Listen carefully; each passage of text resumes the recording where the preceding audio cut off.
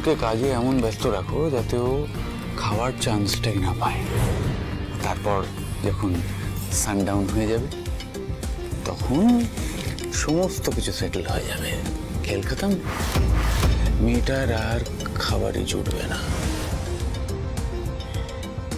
আরে শোনো, তুই যতই ময়ূককে নিজের দিকে টানিস পুতুল, আমি তোকে আর ময়ূককে একদিন আলাদা করবই।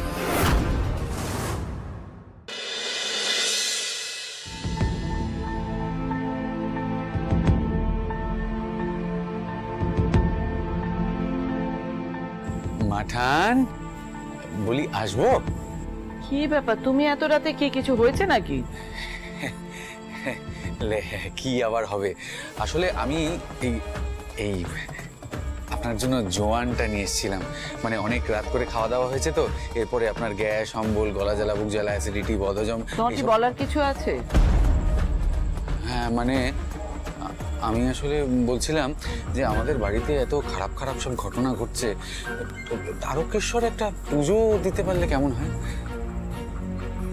সে তো ভালোই হয়, শ্রাবণ মাসও পড়ে গেছে, কিন্তু এখন ওখানে এত ভিড়, লম্বা লাইন পড়বে।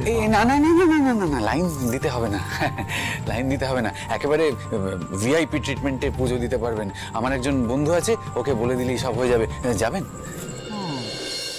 তাহলে তো ভালো, আমারও যাওয়ার ইচ্ছে আছে, যাব তাহলে। ব্যাস হয়ে গেল। আমি তাহলে আপনি কালই চলে যান, আমি বন্ধুকে জানিয়ে রাখছি। ছোট বৌমা, দাদু ভাই। কি লোক করেছে, ঈদের আবার ডাকছে কেন? দাদু ভাই, একবার আমার ঘরে এসো তো। দাদু ভাই।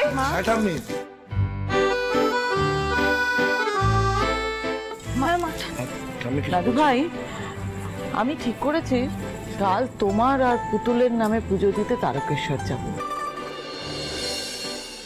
বাহ, তাহলে তো খুব ভালো হয় মাঠান।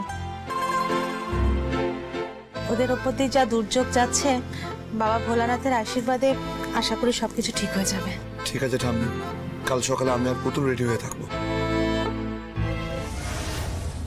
এই না না না না না না মাঠান, ময়ূক কি করে যাবে? আসলে এত বড় একটা অর্ডার এসছে, অনেক কাজ রয়েছে। মানে আমি, ময়ূক কেউই যেতে পারবো না, তাহলে না কাজটা পিছিয়ে যাবে।